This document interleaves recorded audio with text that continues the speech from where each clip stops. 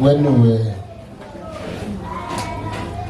praying, actually when we were worshiping towards the end, I felt in my spirit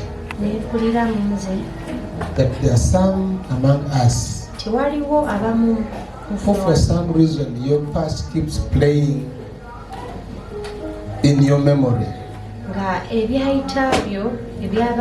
find yourself getting back the past and finding yourself in a way locked into the past. And yet the Lord is up something new for you. But that which keeps sending you to the past is what is undoing for you. Meaning you need to shift your way of thinking.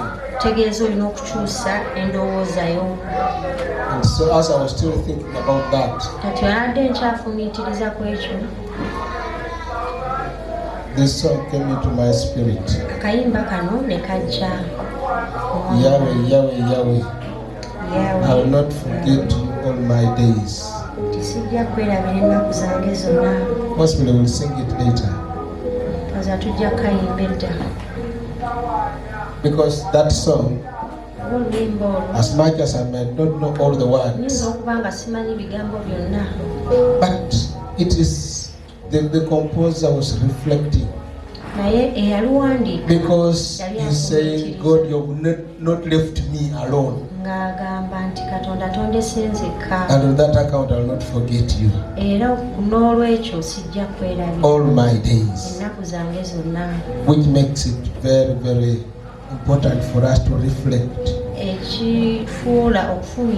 the word of the Lord in Isaiah 43 verse 18 and 19, it says, do not remember the former things, nor consider the things of old.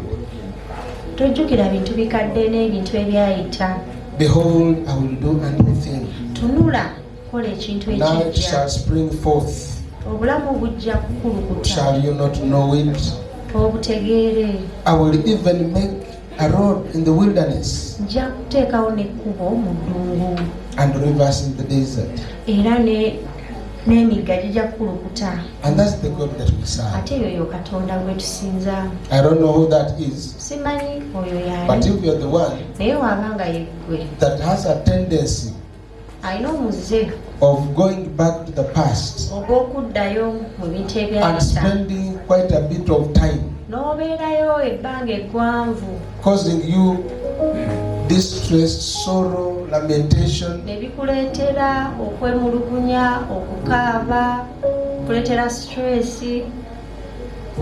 and it keeps you locked in the past.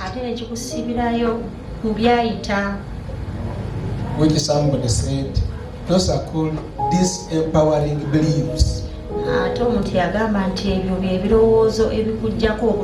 Is a belief that disempowers you from embracing things that are new for you, that are even better for you.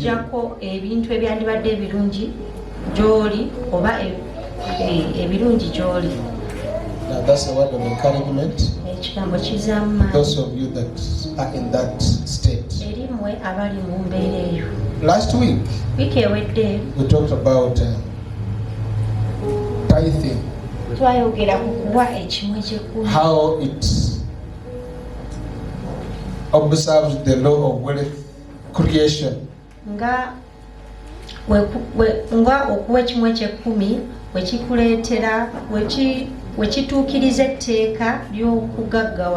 I thought I would stop there to talking about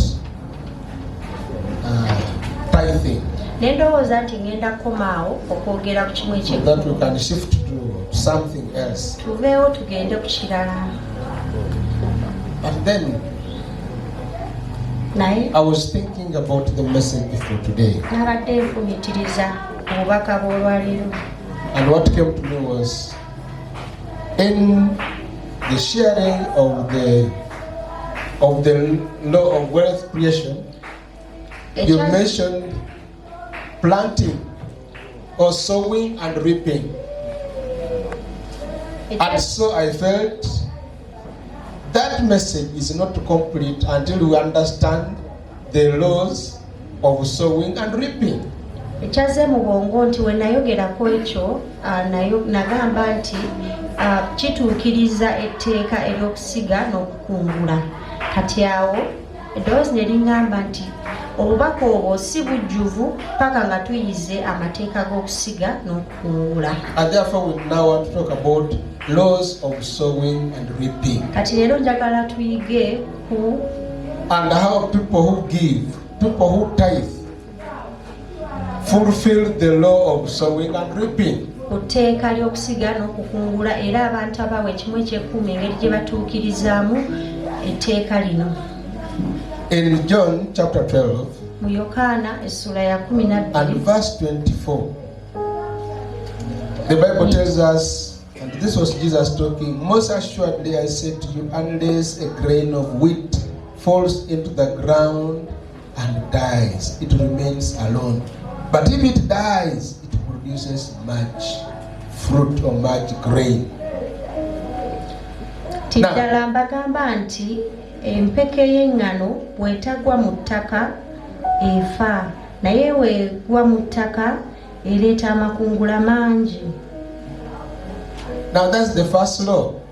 Eryo etteeka erimu. That something must be planted. Tiwalina okukirina okusimbibwa. Before you can expect a harvest at some point, planting must happen. Katosuubira makungula gonna olina okusooka n'osiga. When we give in the house of God, Bwe tuwaayo mu nnyumba ya when we Mukama, go investing, bwe tugenda ne tusiga eyo we are planting. business tuba tusiga. And as we will see, other laws Era nga we tunaalaba amateeka amalala. that will tell us some of us have experienced so certain things and they don't come out the way you had anticipated. We will see that law as well. Abamu twali tukirabyeko osiga nota makungula ne gataba nga osuubira n'eryo etteeka tulyagiraba. But the first point is you must sow something. You must plant something. Naye kisookera ddala olina okubaako ky'osiga. If ever there must be a harvest, We wanaabaawo there amakungula, must be a sowing. walina okubaawo okusiga.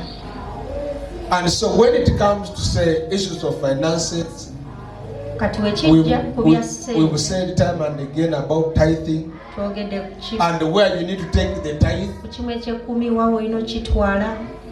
And as we will see another law, on the ground must also be fertile. That's another law. Netteeka eddala ettaka lirina okuba nga gimu. But if you look at this soil that's fertile, but you are not putting there anything, nothing will grow in it. Bw'otunuulira ettaka lino eggimu naye nga toyina ky'osizeemu tewali kijja kukulamu. Wow, that church looks good. Bannaye ekkanisa erabika bulungi, bannaye balina Oh, I wish I empisa would be baagala. blessed in that church. But you're not sowing anything naye in tolina it. ky'osiga mu You come kkanisa and you say, my tithe is my money. This don't want to manipulate me. ojja n'ogamba kimu ky'ekkumi kyange sente zange bano babbi baffe. You go to church, you feel the warmth, but you say, but I am not getting blessed. Ojja n'onyumirwa n'oseka You are going with the seed and you're walking away with the seed. It's like you go look at this fertile ground. It is even ready to receive seed, but you are walking with your maize seeds in the pocket and you're walking home with them. Harvest time comes, there are only weeds in that space that you sow, and the weeds are doing very well. Ennimiro nga erabika bulungi bakabadde bulungi enkuba etonnya naye ku ensigo z'otambula nazo mu nsawo ogitunuulira woddayo ogenda okulaba ng'olumbu gulumeze ate nga luli lugimu.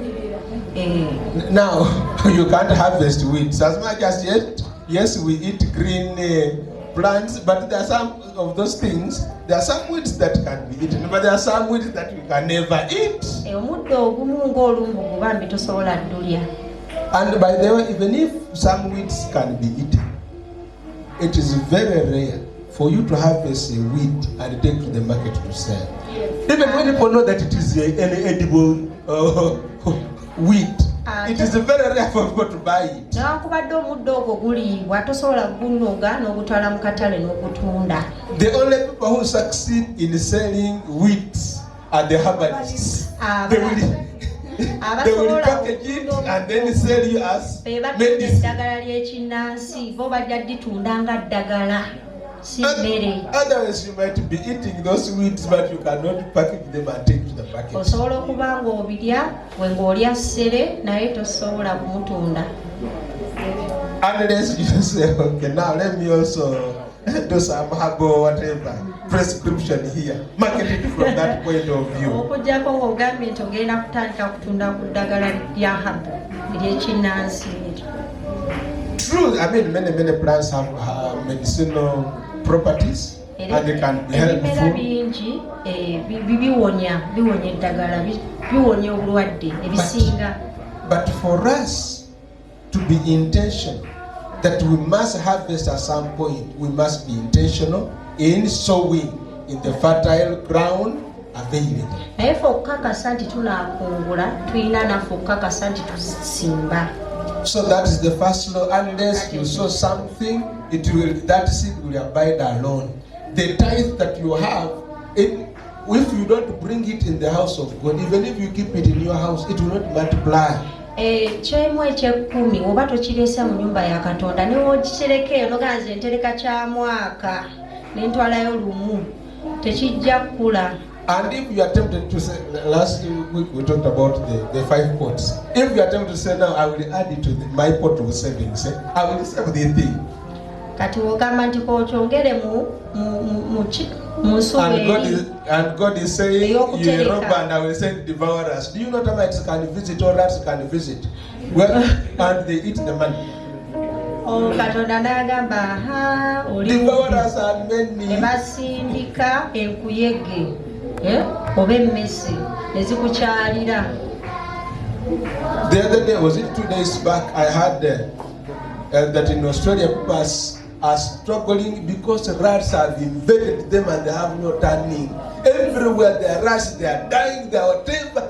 They have created a menace. Mu Australia bawanika nti emmese zalumbye abantu, buli wamu waliwo emmese zibalumbye zibafuukidde ekizibu. Those that are dying are stinking, those that are alive are eating whatever they are finding. Ze bateze ezifudde ziwunya, ennamu zirya buli kye zisanze. While those ones are talking about that, yesterday we had in America, their pigs, they have become rampant and they have gone into the wild. There are very many, they are producing, and the Lord does not allow people to hunt. People are saying we have a solution, we want to eat these things. They come and saying you can't eat them. They are devouring people's crops, they are messy, and they are producing rapidly and they are immune to certain diseases. And people are saying, what do we do? Mu America, embizzi zo zibafuukidde ekizibu. Embizzi zino zizaala, zifuuse, zirina effujjo, ate etteeka terikkiriza kuzitta. Abantu bagamba mutukkirize tuzitte, etteeka terikkiriza. Zirya buli kimu, zizaala kumu kwegamba zifuuse ekizibu. And the president was saying that, they are known to have been indigenous in Canada. But now, in Canada, they got to a point, some of the people who were farming, they became unprofitable. So they decided to abandon them, so they went into the wild. Zaali zisinga zaali Canada ngeri abazirunda, n'ezira we zaatuuka nga tezikyaleeta magoba, abali bazirunda ne bazivaako. And so they were saying by yesterday, US has spent $2 billion to control the multiplication of, but the things are just multiplying and continuing. Ati bakozesezza ezo sente omusomazi agambye okufuba okulaba nti embisi zino teziddamu kuzaala bazireeta e Uganda.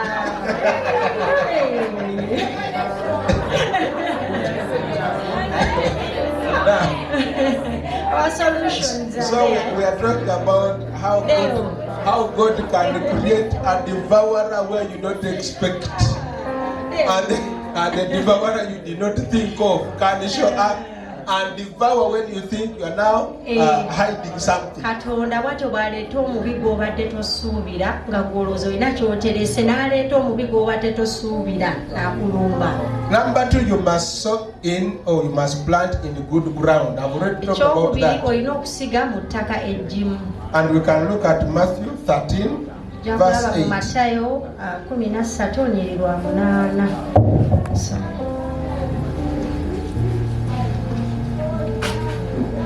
The Bible tells us that, but others, this talk about the parable of the sower. In verse 8 says, but others fell on good ground and yielded a crop, some 100-fold, some 60, and some 30. Meaning when you sow on good ground, fertile ground, it will grow and it will be able to yield. Kitegeeza osiga ku ttaka eggimu kijja kukula ate kijja kubala. We have a saying in my language tulina olugero mu lulimi lwange that the garden does not deceive.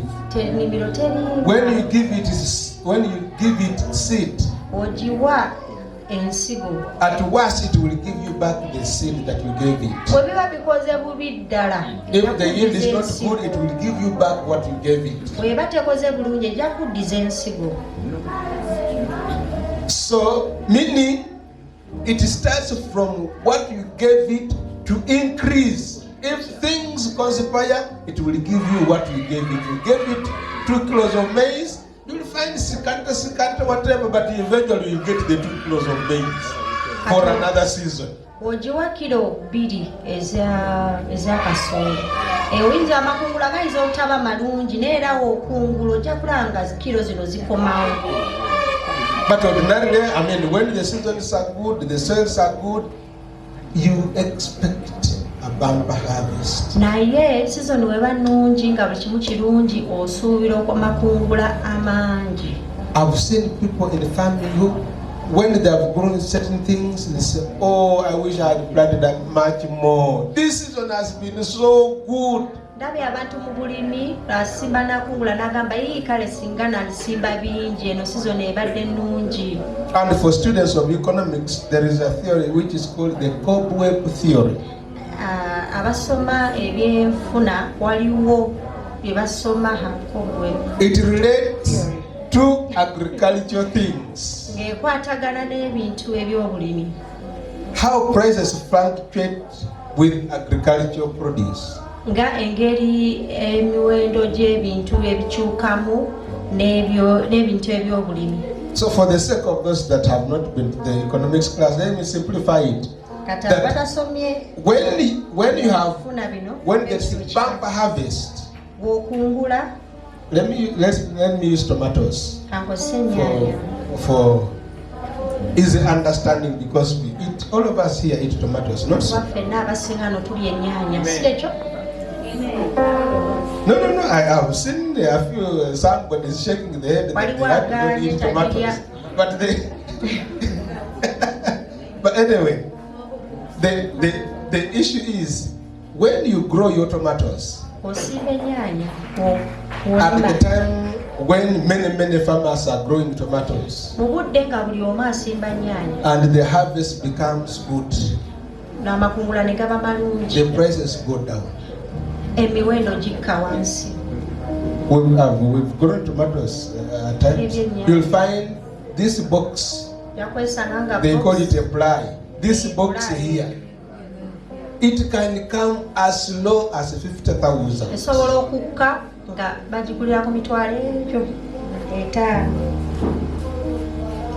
Now, when it gets as low as 50,000, it's a discouraging signal to the farmers.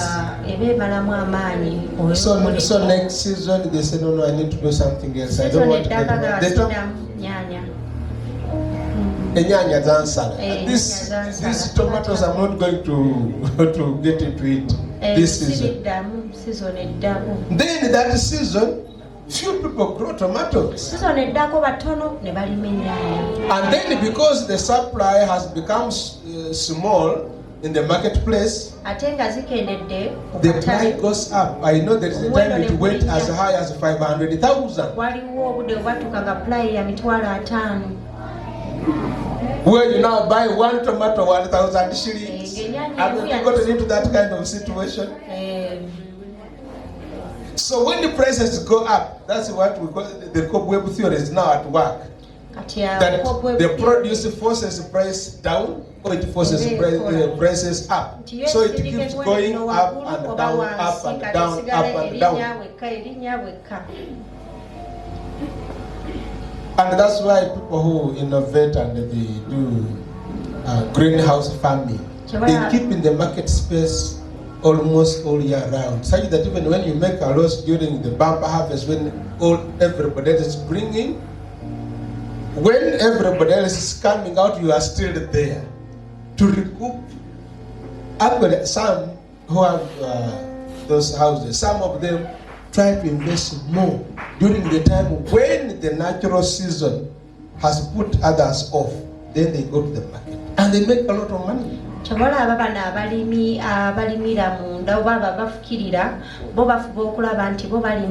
Ekiseera kyonna naddala mu budde buno ng'enkuba tetonnya ng'abantu bangi tebalima kuba bakolera ddala ssente mu budde obwo. But now those people who are doing greenhouses, they are mimicking nature to give the environment or the atmosphere that favors this growing throughout the year.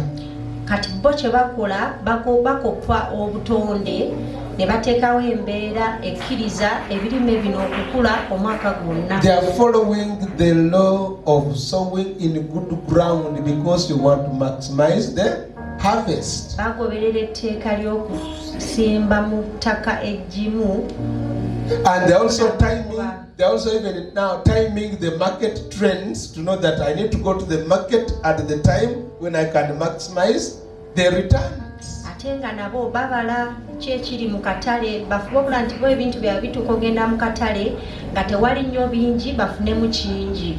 So you, me with my finances, kati gwe nange n'ebyenfuna byaffe, the ground where I put my money, is it a good ground, is it bad ground? Wensiga sente zange walungi oba si walungi? Because the law is telling us good ground is better. Oba etteeka litugamba it will give us better results. Eddungi lyo lisingako kuba lijja tuwa emiganyulo emirungi. And like we said in the past, when it comes to tithe, you give where you are fed, and when you are fed and you feel you are satisfied with the food that you are eating, that's where you contribute, that's where you put.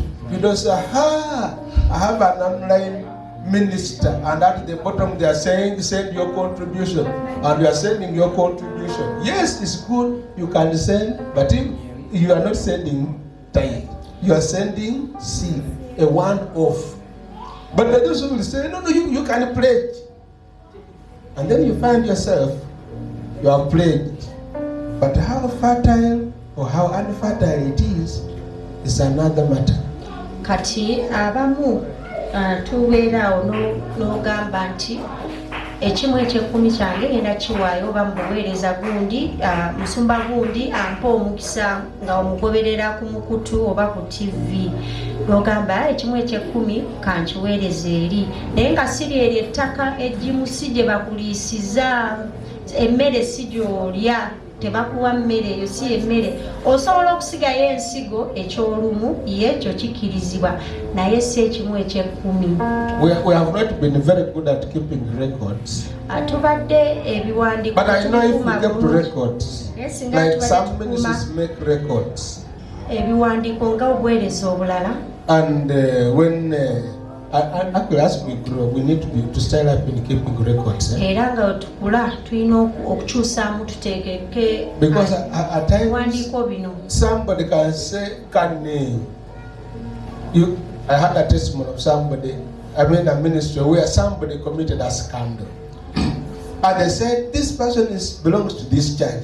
They went through the records, they said, kati waliwo omuntu omu yagenda n'azza emisango eyo ne bagamba yaani muleete erinnya lye bakebera mu biwandiiko, bagenda okukebera nga taliimu ne bagamba oyo si waffe. And we talk about the reference letters. These days they will ask you, bring us a reference letter from your church. Enaku zino basaana ngamba tuleetere ebbaluwa ekwanjula ng'eva mu kkanisa yo. And then you come and I say, but which MC are you coming from? Let me consult with your MC leader. N'ojja ewa musumba nsaba ompa ebbaluwa bweti ne bweti n'omubuuza okuŋŋaanira mu MC ki kansooke mbuuze MC leader wo. And then when you mention an MC and I call the MC, he said, I think that one visited us twice. Naye ngamba erinnya nengamba MC leader we yani ne mukubira. N'agamba oyo gundi bambi yajjako lumu ate yali mu bwangu. So what kind of reference letter shall we write? Kati tunakuwa bbaluwa ki? Even if we want to help, which reference letter shall we write? Newankubadde twagala kuyamba bbaluwa ki gye tugenda okuwa? Like I told you last Sunday, that when you go to God and say, God remember me, and you present your records of tithe, and God says, as far as I remember you, I vividly remember how you have stolen. Now, you know your case is now becoming very complicated. Kati nabagamba nti osobola ogende wa Katonda n'omugamba Katonda nzijukira.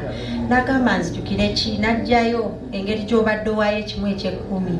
N'agamba nzijukire nga obadde omubbi. Because when we don't keep records, heaven keeps records. Tuba tetutereka you tell God, remember me, say, I remember in you. And you find, because when they say, even the shirt you're putting on was stolen. So you want now to run because you're now a suspect for arrest. Nesaati gy'oyambadde eyo nzibe wegamba weerese okukwatibwa weerese n'otandika okudduka. And yet your records need to speak for you. Ate nga rekodi zino zirina okwogerera. You cannot go to a garden with containers to harvest when you sowed nothing. Tosobola genda mu nnimiro na container na kutiya kugenda kukungula naye nga tolina kyewasimbayo. The place was fertile, ettaka lyali ggimu, but because you did not put anything into it, naye lwakuba tolina kyewasigayo, you will go with a container but you will not harvest anything. ojja genda n'akakutiya oba akaddeyo oba bucket oba baafu oba ddebe naye tolina kyogenda. That's why some people have, some places there is a saying that people who are lazy, they harvest this, the blackjack, which is very good at sticking on people. Yes.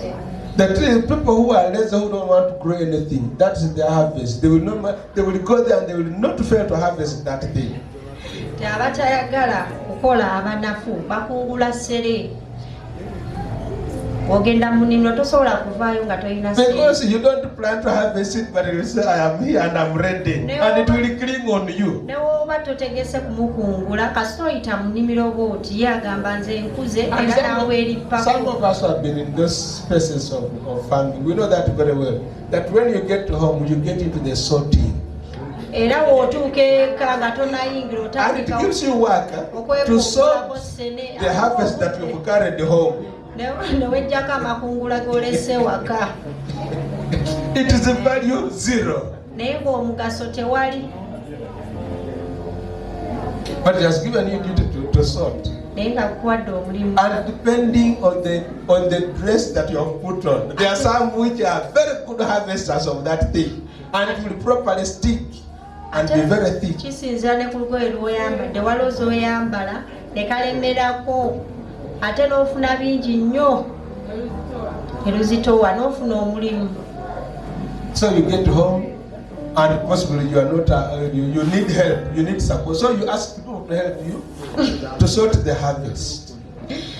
It is value zero. Law number 3, you must plant large amounts of seed. 2 Corinthians chapter 9.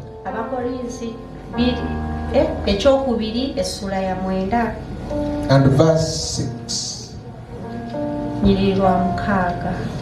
The Bible tells us, but this I say, he who sows sparingly will also reap sparingly, And he who sows bountifully will also reap bountifully.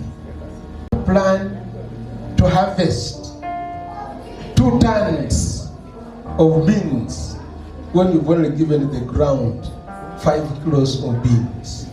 Tosobola kugamba newetegeka nti ogenda kukungula ttani 2 ez'ebijanjaalo naye ng'osimbye kilo 2. The other day in the seminar, this lady was telling us how she went to God and prayed, I am tired of tithing in thousands. I want to start tithing in millions. Ono omukyala eyaliyo mu lukuŋŋaana yatugamba nti yagamba Katonda nti nkooye okuwaayo ekimu eky'ekkumi mu mitwalo. Njagala kutandika okuwaayo mu bukadde. And according to her story, I mean, when you pray such a prayer, so you go and sow also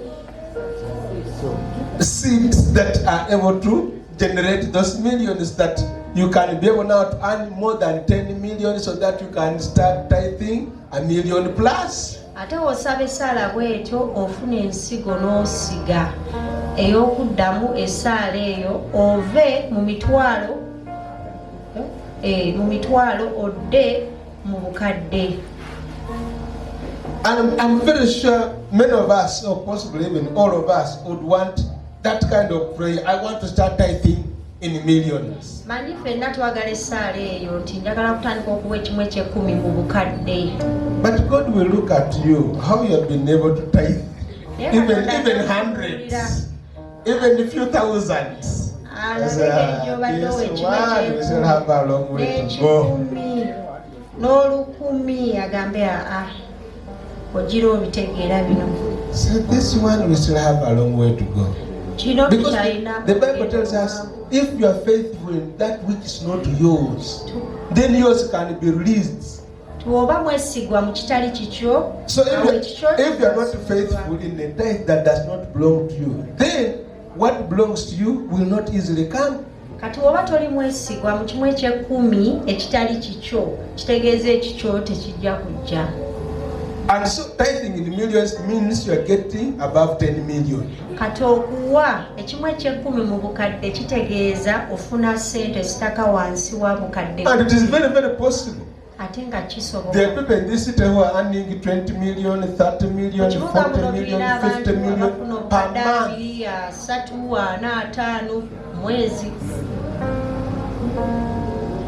Now I know some of you are thinking, who are those? Where are they? What kind of breast milk did they suckle?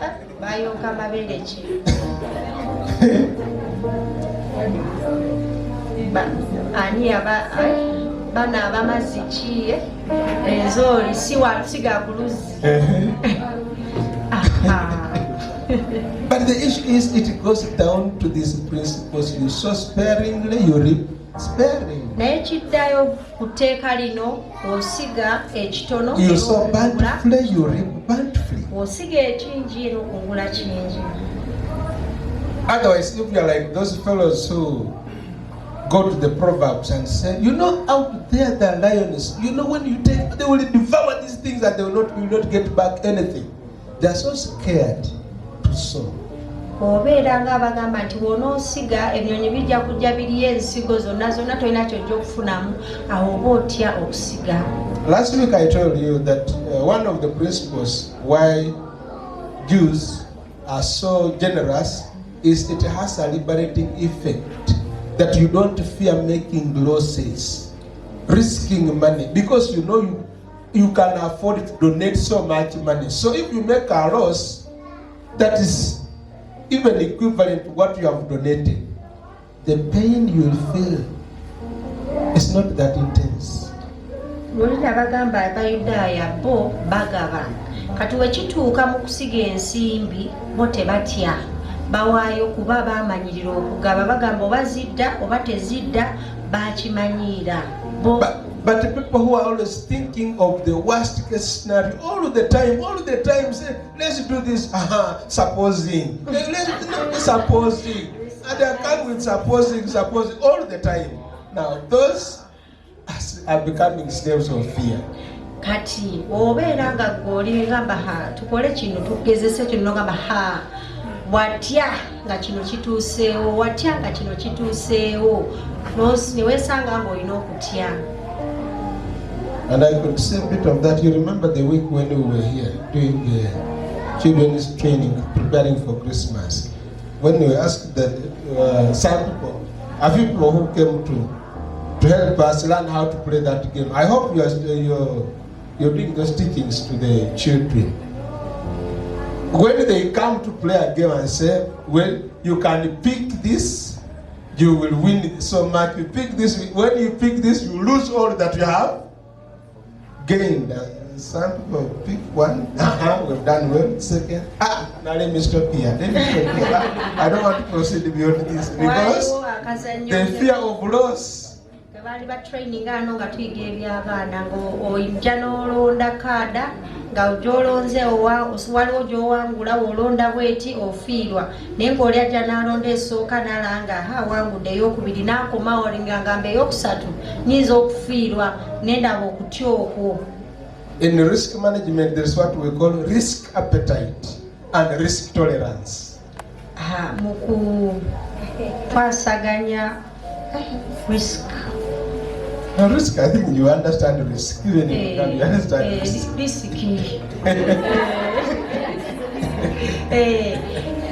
Waliwo obutatya kukola riski. Having an appetite of how much I can stake in this matter. N'ogamba nti buli wano nsobola okugumiikiriza And then there is what we say tolerance.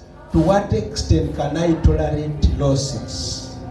Then okugumiikiriza n'ogamba nsobola okugumiikiriza kufiirwa paka ku level ki. So risk appetite is like how much can I commit?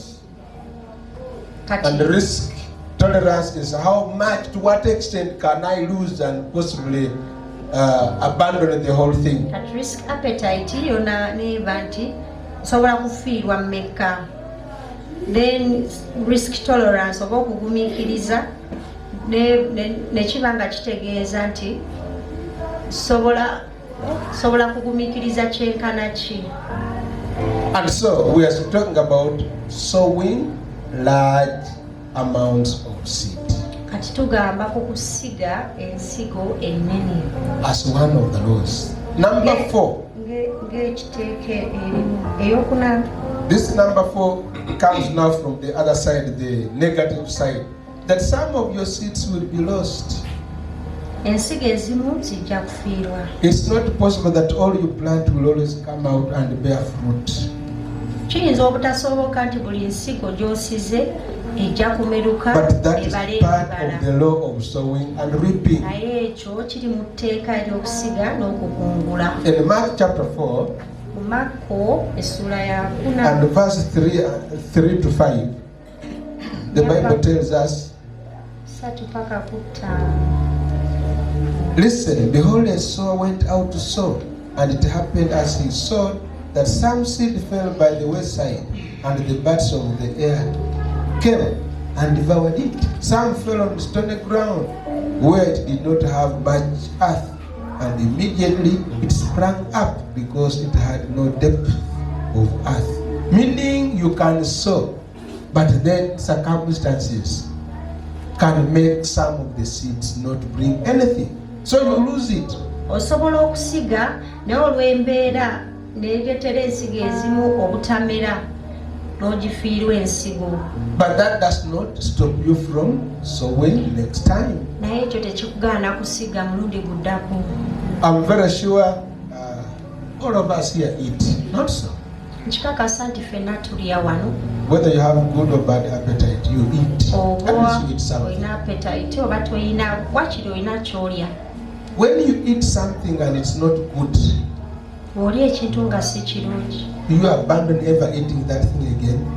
osalawo n'ogamba sijja kuddamu kulya You kino. simply say, I think that day either they did prepare it well or possibly something funny could have happened, but I will go back to it.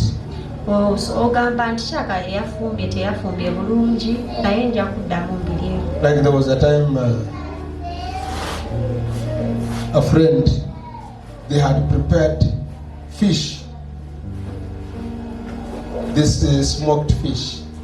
Waliwo omukwano gwange baali bafumbye ekyennyanja ekikalirire.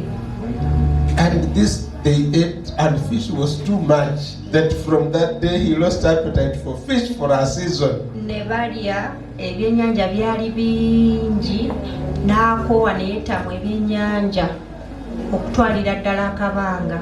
But after some time he went back and started eating fish. Naye oluvannyuma yaddamu n'addayo n'alya ebyennyanja. So you can have a bad taste for something, but then you get to alternatives, and then after some time you get back to it. Osobola okubeera nga waliwo ekintu okirya ne kitaba kirungi naye ne wayita akaseera n'oddamu n'okirya. So you don't stop eating because you have the food has tasted bad. And some of us, when we were young, when you are eating, you bite your tongue. Did you stop eating because you bit your tongue? Abamu ku ffe twali nga bato nga oba olya weeruma olulimi walekerawo okulya nti olwakuba olulimi walulumi. I say, you know, this eating is very dangerous. Every time I eat, I bite my tongue. I will abandon this project of eating. This program of eating. Bulabe buli lwendya neeruma kati ebyokulya kambiveeko. I will find another way of how to eat the same things. Onoonya engeri y'okulya ebintu bye bimu. And so that's the same thing with sowing. You can sow and you lose, but that does not stop you from continuing to sow. Kyekyo kyekimu ku kusiga. Osobola okusiga n'otakungula oba n'ofiirwa naye kyo tekikugaana. That is similar to law number 5. Some of your seeds will never develop. Ekyokutaano, ezimu ku nsigo tezijja kukula kumeruka kufuuka So it kirime. is similar to number 4. Kifaanana ekyokuna. They will never develop. Some in number 4 we say they can be lost. In number 5 we are saying they can be lost.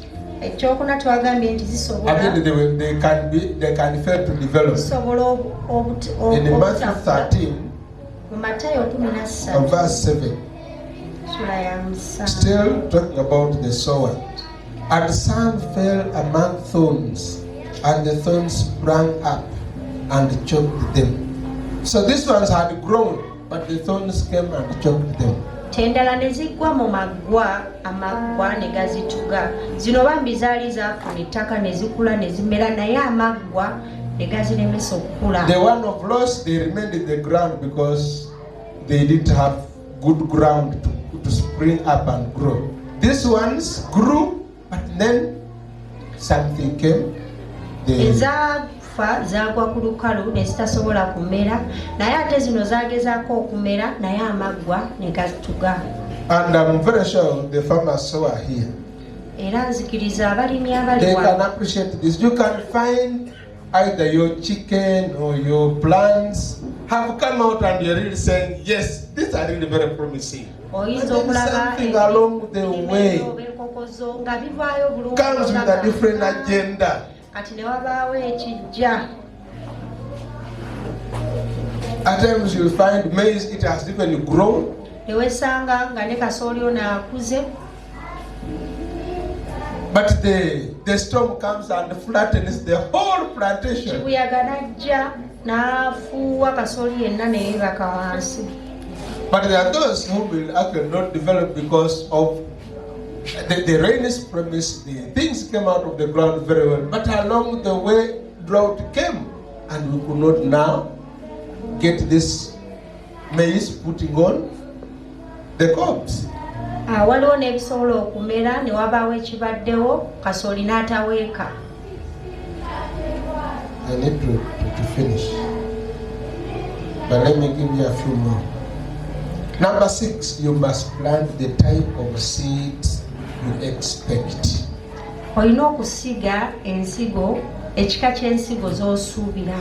Don't plant maize when you want to harvest beans. Bambi tosiga kasooli ng'oyagala kukungula bijanjaalo. Plant things of the kind you expect. Simba ebintu by'oyagala okungule. Genesis chapter 1 and verse 12, the Bible says, and the earth brought forth grass, the herb that yields seed according to its kind, and the tree that yields fruit, whose seed is in itself according to its kind, and God saw that it was good. God saw that it was what? Things producing after their own kind. So you need to plant the things of the kind you want to reap. When harvest comes, don't expect something else.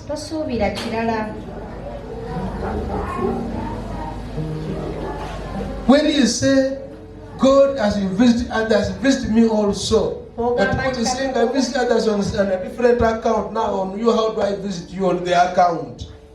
N'agamba nti Katonda nga w'okyalira abalala nange nkyalira. Era aga ndi abalala balina we bali. And God will say, I will visit you on your own account. How does your account stand? Okusinziira ku by'okoze, ku by'osize biyimiridde bitya? Like I've given you an example of that sister who says she asked God, I want to tithe in millions. Nga owooluganda gwe nkugambye nti njagala kugwayo ekimu eky'ekkumi mu bukadde. You who might have been tithing in tens of thousands, you might say, God, I want to start tithing in hundreds of thousands. Before you go to millions, because millions, I told you about the money temperature. You might not have the temperature yet.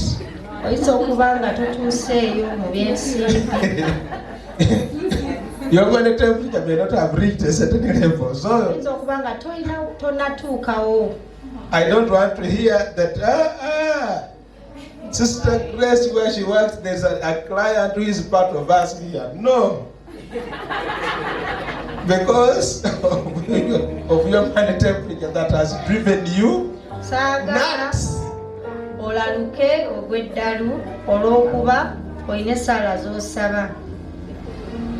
Because when it comes, you can get paralyzed. Do you know that you can actually fail to think?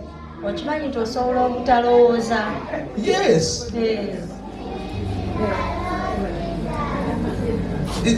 We had a story. When we took our son to Ontari, when the administration met the parents, they told the parents, please, manage the amount of pocket money you give your children. Because we had a child here who got destroyed because of pocket money. Nebayita abazadde bwe twatwala omutabani waffe ku ssomero ly'Entale naga abazadde mwegendereze ssente ze muwa abaana bano kuba waliwo omwana eyayonooneka olwa ssente ze baamuwanga okwekuumisa. Because they brought the child and the father has given pocket money, big time money, and then the mother takes the child here and says, my son, I don't want to suffer. And then she also loads. So the child is loaded. Batwala omwana ne bamuwa sente weeziri maama nadde no mu nkukutu n'agamba saagala obonebone mwana wange sente weeziri kwata.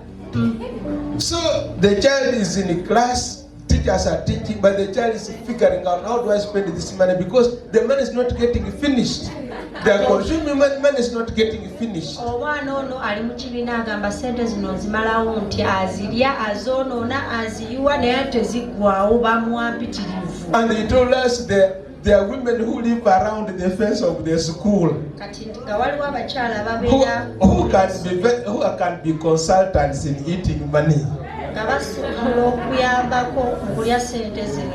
Prostitutes. Yes. And the child failed to study. And so when we talk about this money driving somebody crazy, it can paralyze your thinking capacity. If you wake up one morning, you go and you slot in your ATM card, and it asks, do you want a receipt? I mean, this statement after you press yes. As far as you know it is going to display from. There are those who display from which is display from 5,000, 10,000, 20, 50, but there are those that starts from 50 going up. So as far as you're concerned, you know it will only give me a range up to 100. But then you see it displaying up to 400. So, wait a minute. Is it 40 or 400? Kati n'olaba osuubira ekome ku mitwalo 10 ogenda okulaba Then you press the 400 and you go with the 400. And then the receipt that comes, that mini statement, it tells you the money that you, because you thought you had 200 on the account, but now you've withdrawn 400, and the receipt you've got is reading millions. That day will be spoiled. That day will be spoiled. Because you'll start figuring out who gave me the money. Kati awo ogenda okukyayo ssente osuubira emitwalo 2 n'ojjayo 4 ne bakuwa risiiti nti esigaddeyo obukadde olunaku olwo luba lufudde otandika okulowooza. If you are very honest, like I know all of you here are looking very honest. If you are very honest, you will get to the bank and say there is an amount on my account which I don't understand. Mu banka ogambe waliwo ssente ze nina ku akawunti ze sitategeera. If you're not honest, people will say now it has come. The bank will sort itself. Ojja kuba owangudde lotale. Ojja kuba ogaggawadde. But when the bank balances eventually and they find it, you know they will blacklist you. Because you are eating money that does not belong to you to come to your account in error. Kuba olya ssente ezitali zizo. What did you do to earn that money? You need to ask.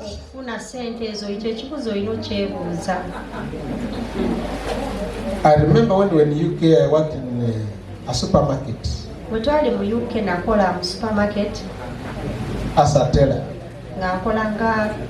So after the month ends, actually they used to pay us weekly. So that month they paid me double. And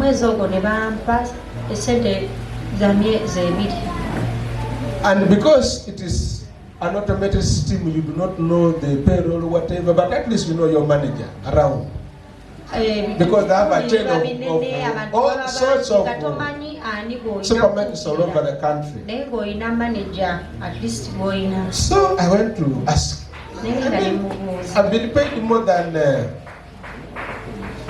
what I expected. So the manager said, I don't know those things. So I wrote and I said, I don't understand these things. They told me, don't bother us.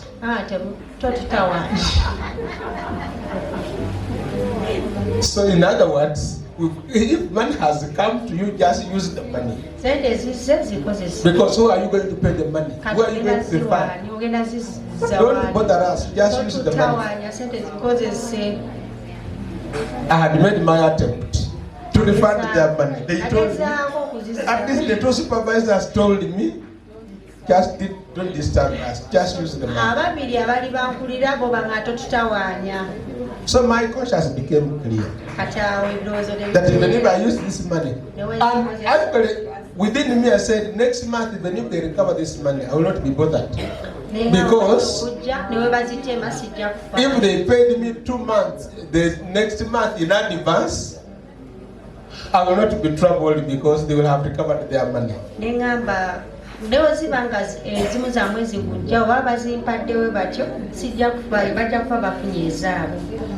a time I worked in payroll. The day you make an error of paying somebody less than they are supposed to be paid. Before as soon as they check their balance in the bank, they will come for you. What happened to my money? The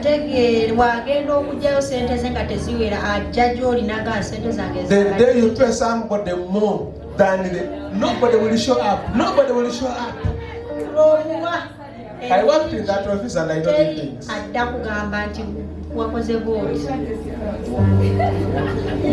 But the beauty is when you work in that, and when you have made this error, okay, now this time we pay this person. So next month you recover, and that's when they show up and say, okay, did you come last month about the money that came to you in excess?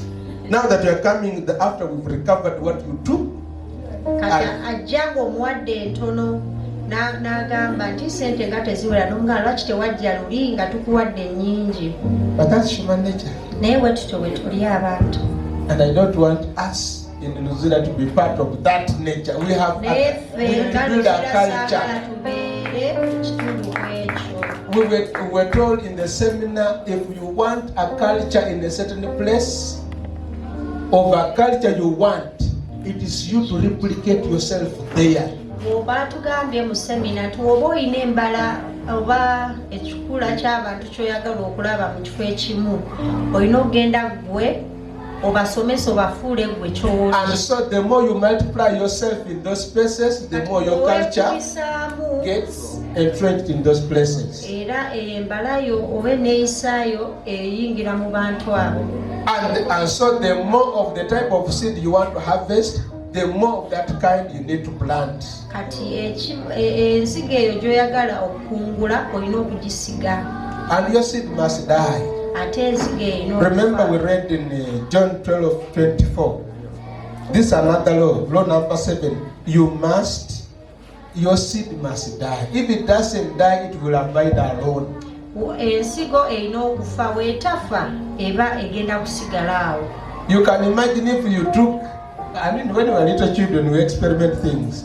When you take this granite seed in the ground, after 2 days you want to go and check. The thing is not coming out. You want to scratch and check it.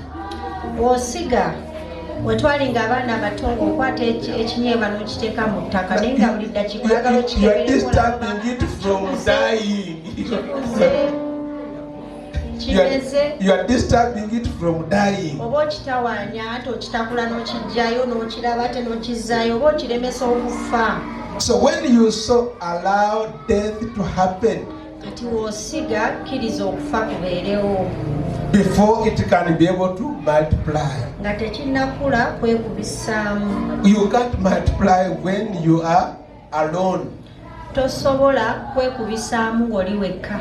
But you can't multiply when you have not died. Ate tosobola kwekubisaamu nga tonnafa. So the seed must die before it can be able to bring forth fruit. Ensigo eyo erina okufa nga tennaleeta bibala.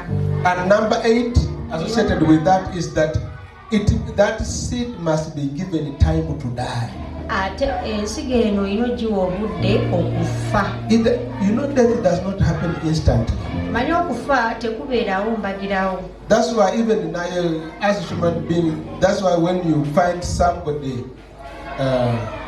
dies suddenly, it is a shock because you expect death to be a gradual process. Kyewalaba omuntu waafa mu bwangwe kitukanga kuba tusuubira okufa okubeera kwa mpola mpola nga mitendera. So likewise with the seeds, we need to allow them time era n'ensigo zino tulina ozikkiriza zife.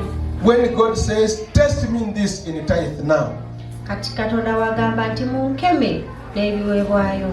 You cannot bring tithe today and tomorrow you say, God, I tested you yesterday. You haven't proven yourself. Allow death to happen. It takes a bit of time. Ecclesiastes chapter 3.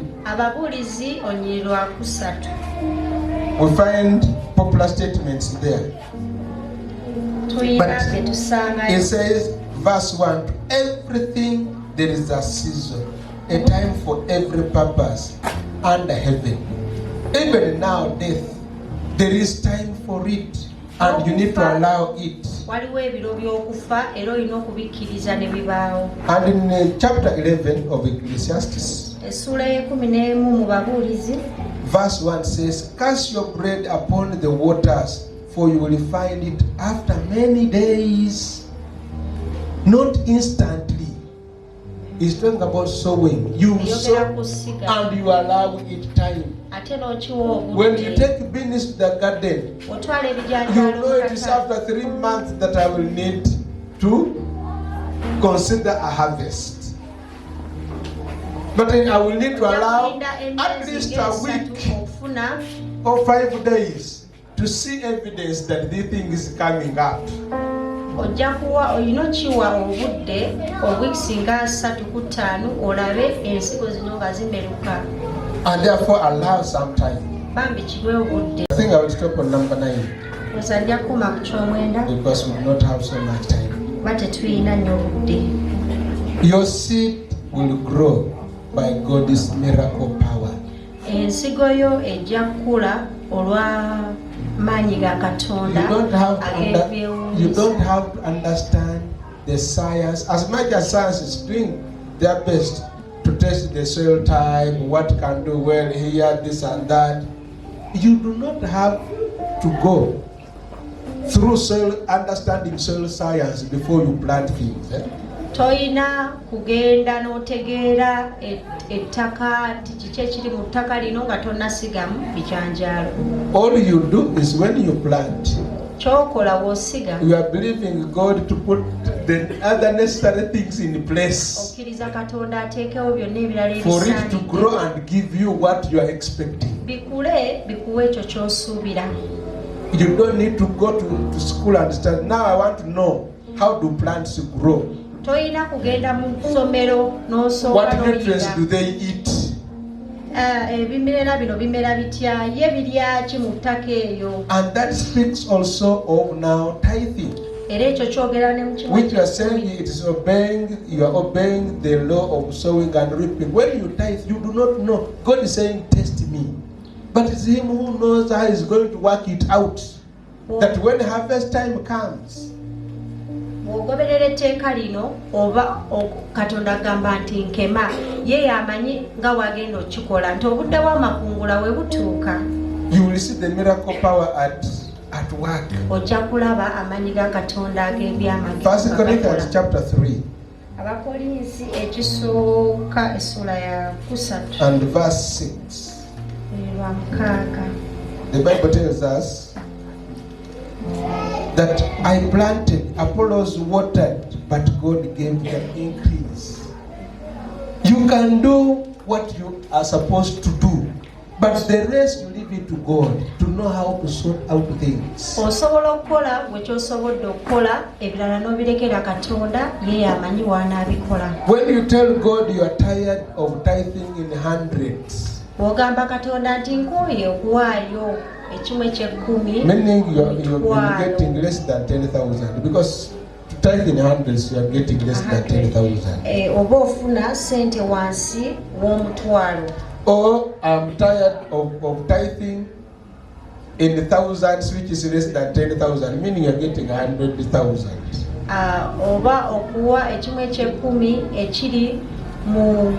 And you want a promotion, and you say, okay, God will say, try to, when you are faithful in this, and then you get an addition, and then you are faithful in it, it will gradually increase. It is God who knows how to bring those opportunities. Ye ajja kuleetawo engeri alabe nga woli omwesigwa mu kino ekiri kigende nga kyeyongera kigende nga kikula. Because this lady told us in the seminar that, you know, in COVID, God tells her, resign. Ono omukyala yatugamba mu semina ti mu COVID time, she's working in a good organization and God tells her, resign. Now you're praying for God to give you maybe a promotion, and God is telling you, promotion, resign. Kati oli kusaba Katonda akuwe promotion obumuwe ekimu eky'ekkumi ekinene. When she resigned, she started G's business, and during COVID, G's was the real deal, and she started making money. N'atandika okukola juice. Ate mu budde wa COVID abantu bali waka nga bagamba tunywe kati juice yali akola. God, I'm tired of tithing in thousands. I now want to tithe in millions. And one day, she's praying, and the servant of God Misa said, you need to register a company. Atola ali awo asaba Katonda sente biki Katonda wabaawo omuntu wa Katonda n'amugamba. She registers a company, and 2 days she learns an international consultancy. Naku 2 afuna consultancy okuwa amagezi. And they said, get a company but we want you to be part of the consultants as the lead consultant. You say, I don't know of a company, but I have a company which is 2 days old. This, as long as you are in it, just submit. Nafuna abaga twagala abawi b'amagezi naye twagala obabeereko katufuna kampuni gy'onajja nabo naye nga gwoba kulembe. So remember, we are talking about how God miraculously knows how to do things without you logically thinking, now God tell me. Now that we've reached here, tell me what's going to happen next. God does not owe you a duty of explanation. Si kugamba nti kakati wano tutuuseewo Katonda kati ki ekiddako sooka ombuulire. Ye talina buyinza kukunyonnyola by'akola. The question is that God asked Job. Then you will be able to come back and tell me whether you can answer any of those questions. Asobola okuddamu genda obuze Yobu. Because the brother is asking, can you count the number of hair on your head? The Creator says He knows it. But do you know it? Omuwendo gw'omubiri gw'olina ye Katonda agamba azimanyi, gw'ozimanyi. And so you leave it at Him. You do your part and leave it at Him. He knows how to map out things, figure them out, and bring you the harvest. The 30-fold, the 60-fold, the 100-fold.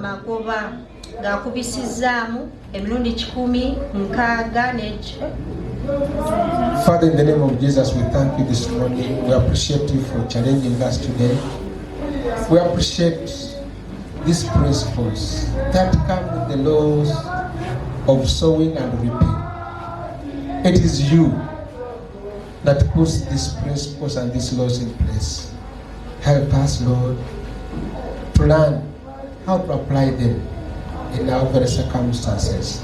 That indeed, when time for harvest comes, we will not lament like people who have not understood, because you brought them to our attention for us to embrace them and apply them. So release upon us the grace not to discard what you challenged us with. In Jesus' name we pray. Amen.